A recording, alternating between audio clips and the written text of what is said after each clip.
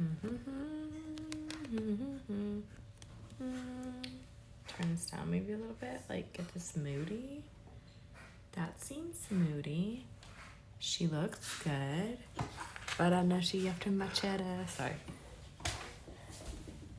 I'm streaming. I'm doing nighttime streaming again. Justin. Are you streaming? Yes. I don't think anyone is here, but I just told you that.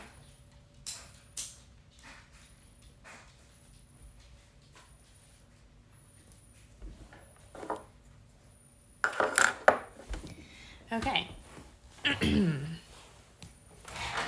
Welcome back to Creepy Bedtime Stories with me, your host, Shaezilla. I have a nail appointment tomorrow at 6, so I'll be getting my nails done. This is what they look like right now. I didn't get really good photos of this set. I will have my nail lady send me photos because, like, you can see the only really cute ones I have left is the ghost. Hi, welcome, 8-Bit Girl. Welcome. Thank you for stopping by. Thank you. Hi, Padfoot. Hi, Bree. Hi, hi, Rachel. Hi, everyone. Thank you for being here. Hi, Stargasm. Oh my god, my lash is stuck to this. Okay, so if you hear that, that's the laundry. Let me close the door so you don't hear it as much. Also, this is all on the floor. We're packing.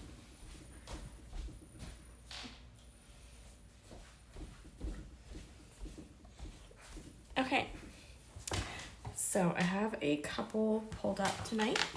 These are from Listverse, listverse.com.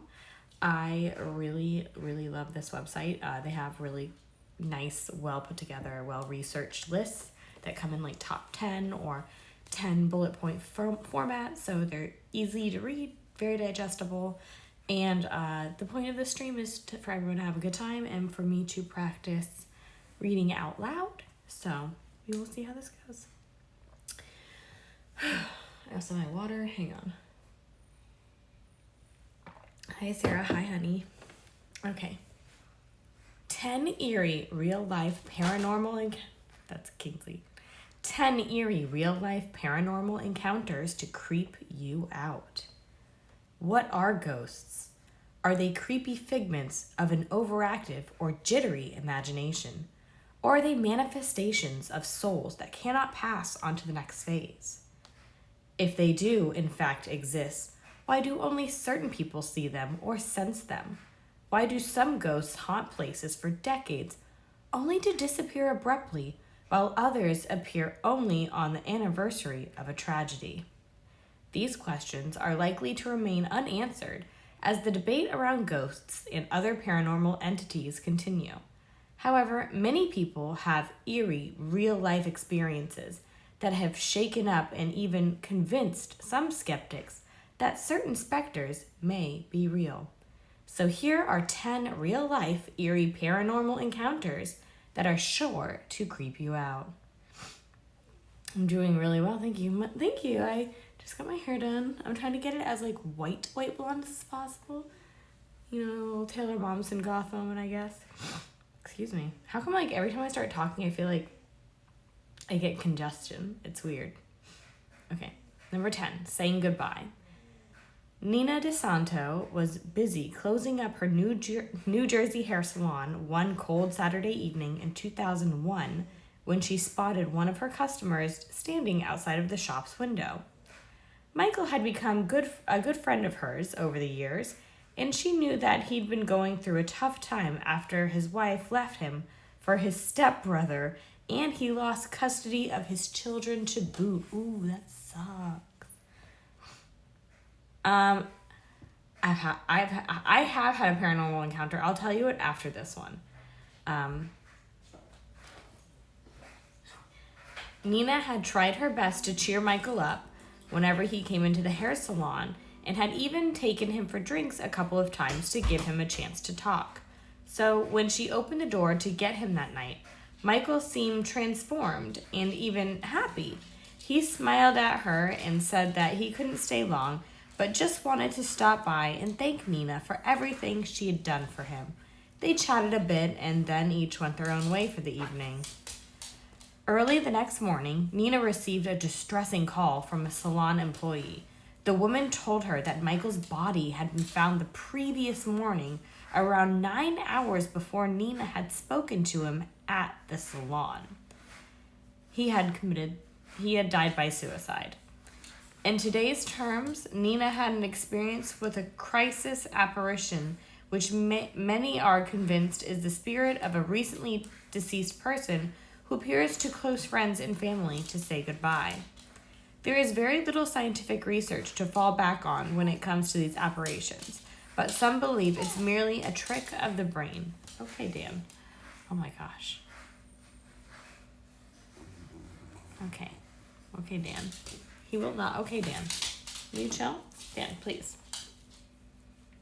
Do you ever have a dog where you stop petting them, they just freak out? So I feel like my only encounter would have been like we were driving one time. We pulled over on the side of the road. It was really late at night. It was three other girls and myself, so four women, and it was really late. We pulled off, did a U-turn to get back on the highway, and I remember as we were driving when I went that way, I looked down it was like all woods, and I looked down this very, very narrow road, like a dirt road that led to like a utility thing. Like, you know how like they have a fence and there'll be like a little utility shack thing for power thing. I don't know how that shit works. But the first time I drove by it, I was just like, oh, you know, it's like they have like the little fence. There's like no lighting, or maybe like just like a security light, so very dimly lit. And the second time we drove past it, we turned around to get back on the highway. We drove past it again. I looked down it, and I saw a huge, towering black figure, like a huge black figure with two bright red glowing eyes, like big, scary red eyes. Like, you know when you see something and you just like, and immediately my skin was just like, oh my God. Skin crawling. I was like, that's not fucking normal. And I didn't say anything, and I was like, oh my God, oh my God, oh my God. We got back on the highway, no one said anything, and I turned to the girl who was in the back seat with me. I was like, did you like see something? And she was like, yes, oh my God, I saw it too. So then I knew I wasn't crazy, because the two girls in the front seat didn't say shit. They didn't see shit. And then when I turned to her and I was like, did you see something? And she was like, yeah. It was tall and it had like horns and it had bright red eyes. And I was like, absolutely not. Are you serious? Are you fucking serious? So that was my encounter. No thanks, never again. Oh fuck. Did I get bumped out? How do I go back? Did I accidentally click something with my boob? Oh fuck, what was I reading? Shit. Fuck, I don't know how to work this.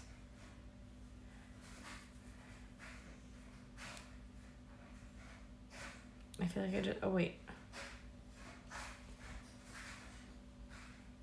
Did I lose my thing, my place? Now I have to find it again. Man, I'm sorry. I feel like my boob like clicked a thing and then it disappeared.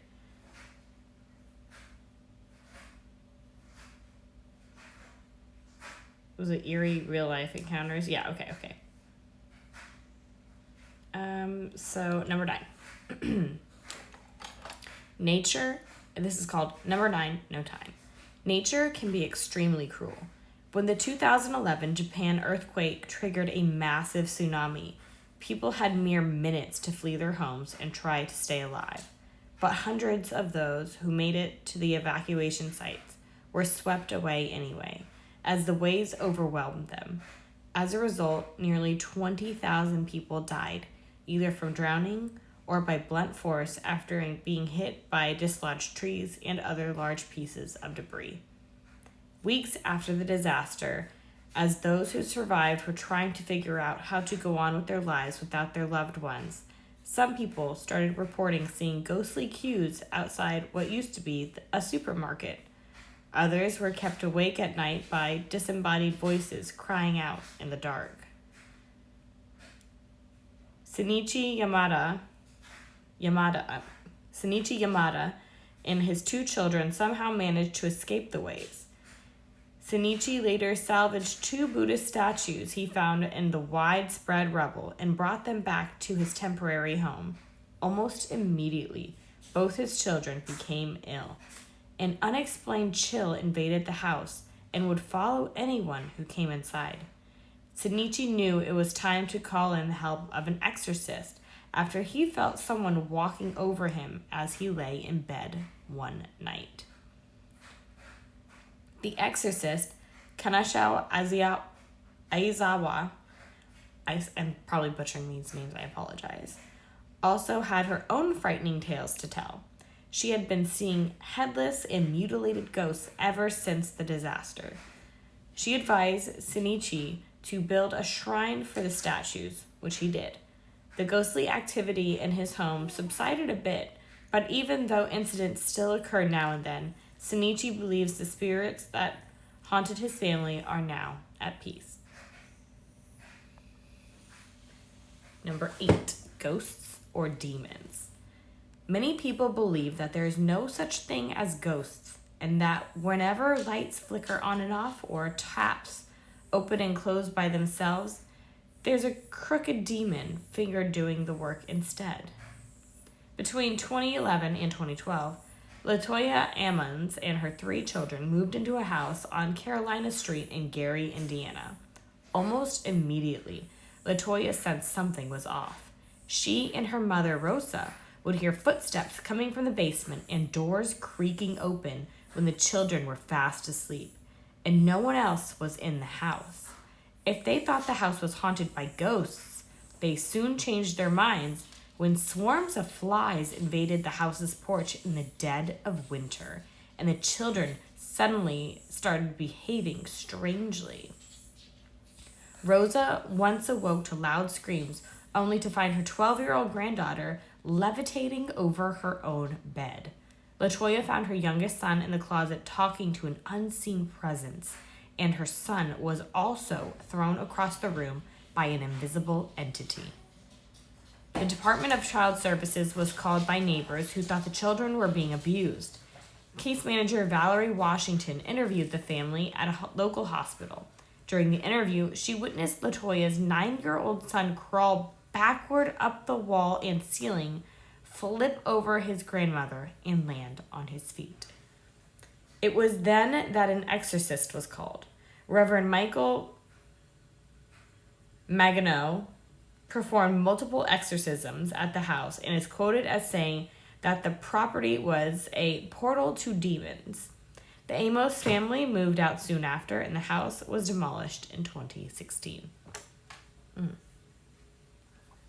Number 7, creepy phone call. In the late 1960s, Sima Lieberman was in love and happy. Her hippie boyfriend, Johnny, had proposed to her, and they were to be married soon after getting an apartment together. Late one night, Sima was at her mother's house when the phone rang. Sima answered and heard Johnny on the line. He sounded rushed, like he was far away. She struggled to hear what he was saying through the loud static. She made out the words, "I love you," and "I'll never be mean to anybody again," before the line went dead. Sima tried to call Johnny back, but without any luck. She finally fell asleep and awoke with an ominous feeling inside her chest. A few hours later, she received the news from Johnny's mother that he'd been murdered the night before, shortly before the call came through to Sima. Throughout her life, Sima continued to believe that Johnny had contacted her after his death to say goodbye. Number 6, mischievous spirits. Not all supernatural presence. Yeah, right, I would move out. Ooh, The Conjuring is so good. I love The Conjuring. Not all supernatural presences are out to possess people. Sometimes, it seems, they just want to have a little fun. In 1937, W.S.J. wrote a letter to Country Life in which he recounted a ghostly experience he'd had in 1885. W.S.J. described being a schoolboy on summer vacation with his family at a holiday home on the Isle of Wight. He recalled the garden at St. Boniface house being one of the most charming he'd ever seen. However, things soon turned paranormal when ghosts started pacing the floor in his sister's bedroom, causing them to flee. WSJ noticed that a figure would walk up and down past the housemaids and ring bells in the dark of night. Eventually, the village priest was called to help, and after blessings, the spirit activity subsided. WSJ claimed that the house had been torn down, but he hoped the garden would still shelter those who visited it by night. That's nice. Like you die and you keep visiting like the same place over and over and over and over. Me with Harry Potter World. Quarantine ghosts. Number 5. When lockdowns were put into place around the world in 2020, most people were simply wondering how they would get through the specified number of days without going insane and staring at their walls. And spending so much time confined at home, some believed they weren't alone as they thought.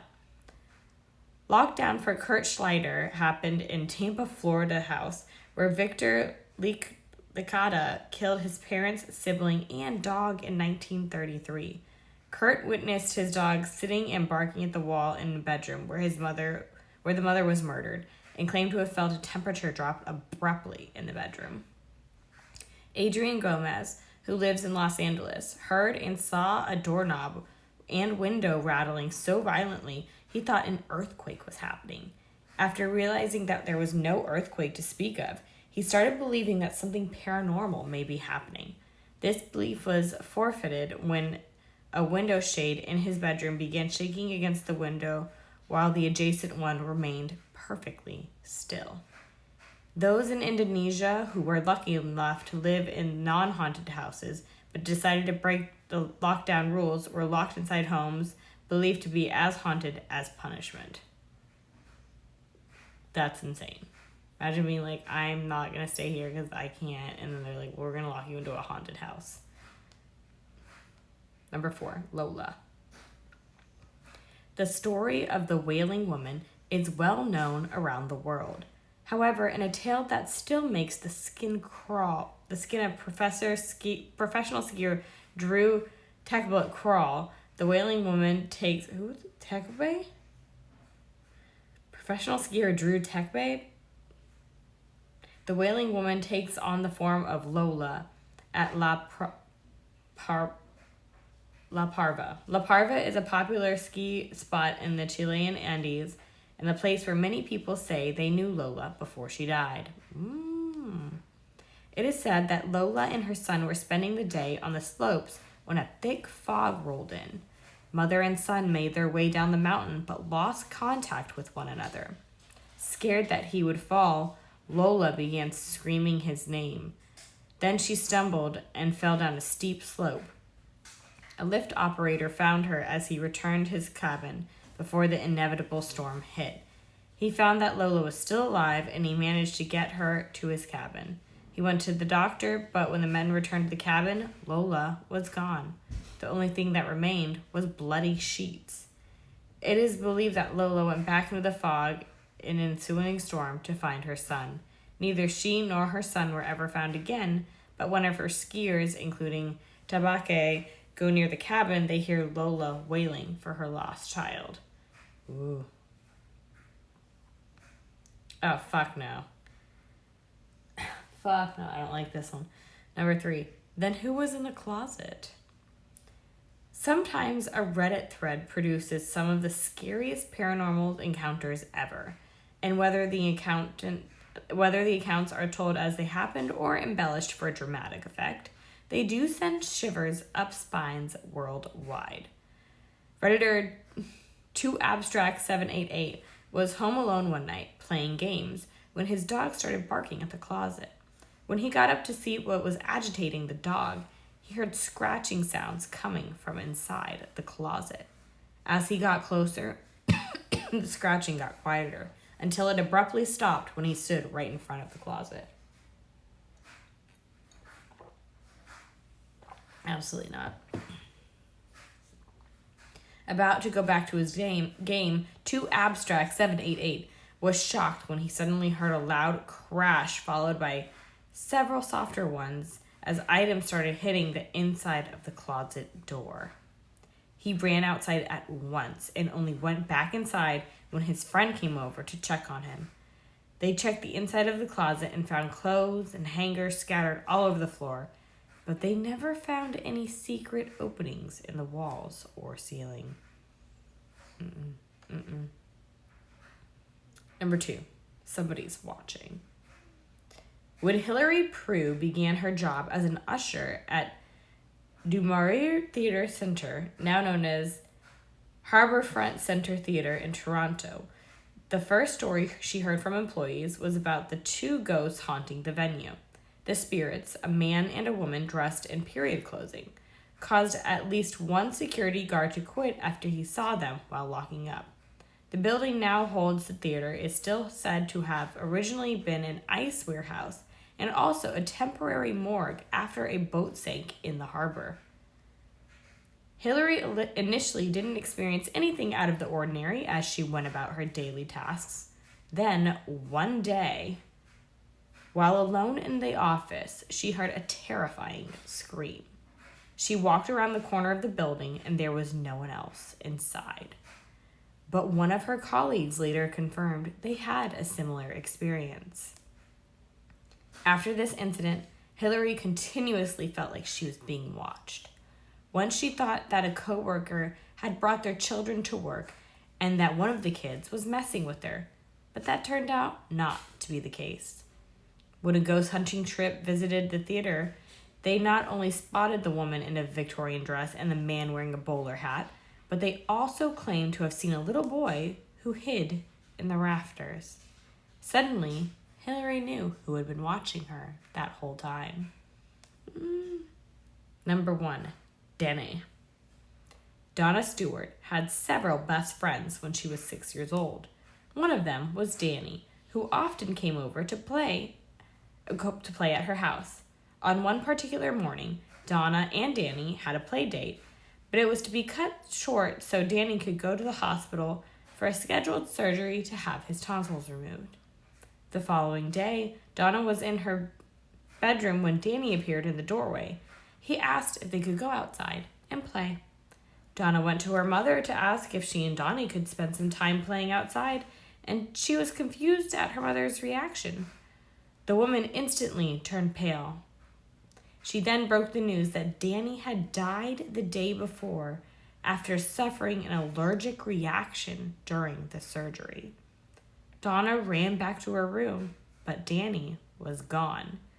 Years later, Donna joined a paranormal investigation team in Oregon. She believes that the encounter changed how she saw the concept of death. She also believes that those who die are never far away from their loved ones and appear to them during times of trouble and grief. Damn, that's intense.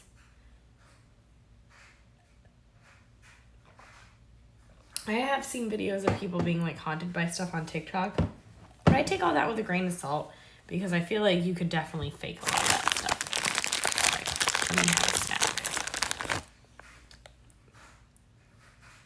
So it's totally gummy worm. Okay.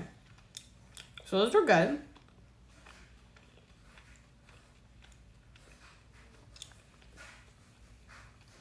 Thank you. I'm trying. This is 10 craziest tales of paranormal encounters. I feel like we're on a roll with this topic.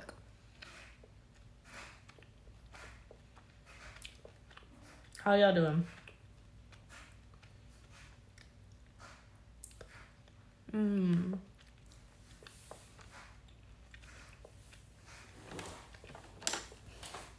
Okay. 10 craziest tales of paranormal encounters. There are 3 types of people in this world. Some invite spirits and go out of their way searching for them. Some believe the stories of others. And then some want nothing to do with it and find themselves staring in their very own nightmarish episode. Here are 10 of the craziest tales of paranormal encounters. Oh my god, yeah. We want to do episodes of stuff, but we have to get together. The problem is we got one in New Jersey, one in Florida, two in California, and getting us all four together. It's difficult, love. It's difficult. That's why we're doing stuff like having like the Patreon and, you know, trying to stream on here to get subs and stuff so we can raise funds so we can afford to fly out to see each other to make content, you know? Because like we have all the stuff to make the content. We just need to be able to get to each other.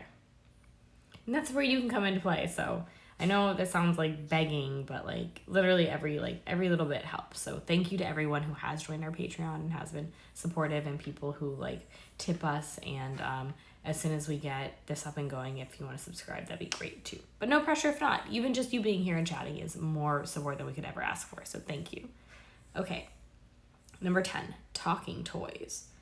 A young boy received a Furby as a present, but soon outgrew the electronic toy, setting it on a shelf in the basement to collect dust. Sometime later, the boy's older brother and his friends were hanging out one evening and ended up falling asleep in that same basement. But they were woken by a kid's voice saying, "Come play with me." After not finding anything odd about the toy, not knowing it doesn't speak English, he and his friend thought nothing of it and went back to sleep. The next morning, the boys learned that Furbies only speak when moved and Furbies only talk in gibberish. Plus, the toy didn't have any batteries in it. Ugh. Energy conduits. Number 9. When a paranormal investigator's father told them about a spirit haunting his childhood home, he had to check it out. He and his few friends identified the spirit as a threatening witch draining them of energy. Besides capturing audio, he also saw an apparition loom behind his friend. As he explained this to him, they heard the spirit's voice again and caught an oar believing the scene simultaneously on film. Meanwhile, their other friends sat on the stairs, completely drained of energy, despite being well rested. It takes a lot for a spirit to man itself across the veil. Most paranormal investigation equipment is designed to withstand a spirit's attacks and even help filter through frequencies to boost their signal.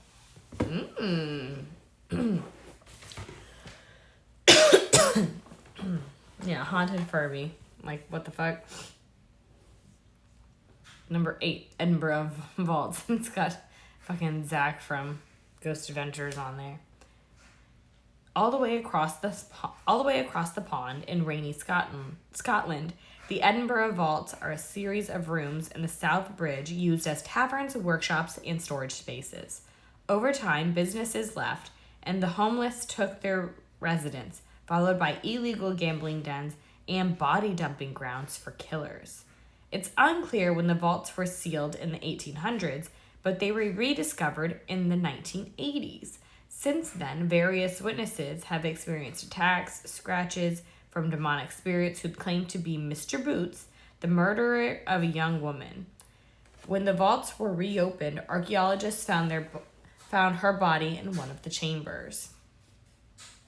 Travel Channel's Ghost Adventurers crew was locked down in the vaults overnight and challenged the spirits by shining flashlights and antagonizing Mr. Boots to react. When the main investigator antagonized the spirit too far, their electric meter spurged over 25 ohms of energy, equivalent to a small magnet. Wow. Okay. Number 7, The Apartment from Hell. A college student was home for winter break, and her friends said her house was haunted. Being an avid ghost expert, the girl and her friend conducted an EVP session in the main bedroom. An EVP is an electronic voice phenomenon, and during the session, the group began to experience headaches and stomach pains. Their friend revealed that her grandparents died in that bedroom, but then they heard noises from the kitchen. They moved their EVP session to the kitchen, which became drastically hot, like the oven had been turned on, except it hadn't.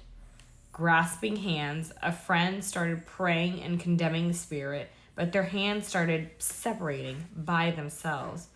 And something was coming upstairs from the basement. A horned shadow stretched along the wall, and the friend yelled at the spirit to leave. She woke up on the floor a full 5 minutes later. Her friends left the house, and and once she did too, they told her she smelled like fire and ash and had a red handprint on her ankle. Nah, 'cause why? 'Cause why? Cause why you doing that? Absolutely not. Number 6, the Mansfield house. A woman's son got laid off from work, so he and his fiance came to stay with her, and the mother was happy not to be alone in the house anymore. The fiance put the baby down for a nap with the baby monitor. Oh no, I can't read this. With the baby monitor next to the crib. She goes downstairs to start making lunch and hears Twinkle, Twinkle, Little Star playing from the monitor. They didn't have any toys that make music in the crib. Then the son's name is said over the monitor, and within seconds, the baby is screaming. Oh my fucking God, absolutely not. Later, the mother had nightmares of a little girl abused by nuns. The nuns threw the girl against the wall, and the mom woke from the dream knowing the girl was dead. She researched the house and discovered a concrete chamber added to the foundation. She and her son cracked it open and found the cremated human remains of the young girl. Goddamn. The Woman in White, number 5. At the Honolulu Police Department's training facility, a security guard was working one night when the outdoor wooden shutters of the facility started wildly opening and closing. When the guard approached, they suddenly stopped. He went out on his shift and saw a woman in a white dress crossing the parking lot toward him. He got amused. He assumed she needed help but never heard the gate open and wondered how she got inside the perimeter. The guard asked if she needed help, to which she said nothing, and she continued toward the house while staring blankly ahead. When the guard turned around and saw nothing out of the ordinary, he turned back to face the woman only to discover she had vanished. When he continued his shift and eventually sat down to take a break, but the woman was sitting across from him when he looked up. Oh! He ran and never worked another shift at the facility again. Women in white are often victims, and we can assume some act was committed against her to cause her spirit to linger. Number 4, oh my God, Zach Baggins is up on this list again. Third time's the charm. Located in famed San Jose, California, the builders of Winchester Mystery House constructed it using sacred geometry meant to connect it with an astral plane. Whether this was to help or confuse the spirits is unknown. A paranormal investigator who had visited the house with friends, and when he returned, they were standing in the hallway when they saw a light flicker at the other end, like someone had walked past it. They hurried across the labyrinth and asked the spirit if they had walked past. They received a vocal answer and the feeling that they were not welcome in the house or to return for a third time. Oh my God. This is that graveyard bunny girl from YouTube. This is a thumbnail of her. Galveston Graveyard. A famous YouTube vlogger known for her dark gothic style revealed that she was really sick when she was about 3 years old, and living in a state between life and death opened a channel between her and her spirits. In her teenage years, she regularly visited the old cemetery in Galveston and found comfort in the presence of spirits as one would when relaxing with friends. She even felt attraction to certain tombstones. Midway through the video explaining this, she has to switch her battery because it keeps draining. She continues that she bought a brand new car, but the electrical radio and AC have been acting up. She also explains that there are carbon monoxide detectors in every room of her house, but only one in her bedroom has ever been triggered. Due to her experiences in the graveyard, she passes a girl at a store and sensed an instant sadness. She stopped and talked to her and learned that the girl's grandparents had passed away. The vlogger went back and researched the names from the Galveston graveyard. This is the great-great-granddaughter of the girl of the tombstone that she was visiting. Okay, that's a fucking lot. That's a lot. We got 2 more, and then we're wrapping this up. We're doing so good. Thank you for participating. Number 2, Mount Vernon. A history enthusiast visited George Washington's estate on the 4th of July. Given that it was the middle of summer in Virginia, the house was very warm since houses back then were not built with any cooling systems. Fucking miss me with that. But when the visitors stuck their head into the Washington's room where he had died, it was freezing cold. She peeked around the doorframe due to a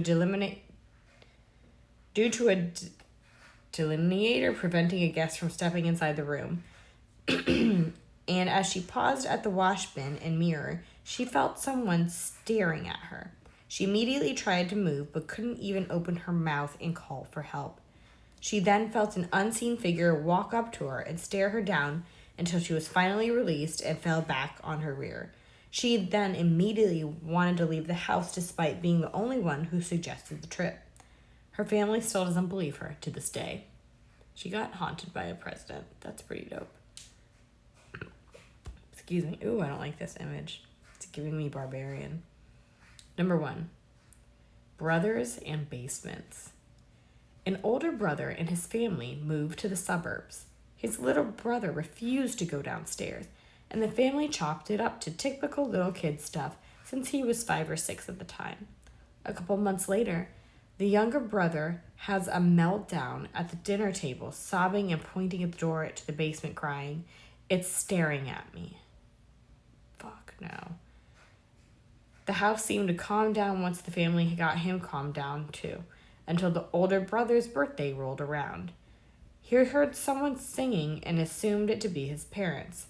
He went downstairs, but no one was there. So he went back to his room and heard the song again. The voice was coming from the vents to the basement. A couple weeks later, his little brother went missing, and the family tore the house apart looking for him, but they couldn't find him. But they heard him crying in the vents. The family's mother prevented the older son from going downstairs, where she saw the shadow in the shape of a man. She yelled for it to get out of the house and leave her sons alone, to which the spirit left, and shortly after, she found the youngest son in the basement. And that's it for tonight, my children. I hope you had a wonderful spooky time. Thank you for joining me. If there's any parts of the stream, I would love for you to clip them out. When you clip them out, I will credit you because I'll share them on social media. And I appreciate it. I love you all so much. Have a wonderful night. Goodbye.